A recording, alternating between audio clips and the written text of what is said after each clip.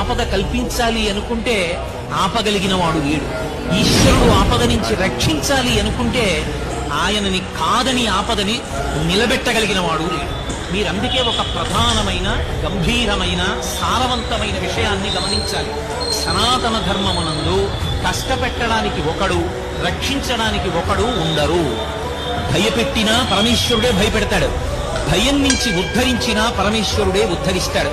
అందుకే విష్ణు సహస్రనామ స్తోత్రంలో భయకృత్ భయనాశనః, ఎవడు భయపెడతాడో వాడే భయాన్ని పోగొడతాడు.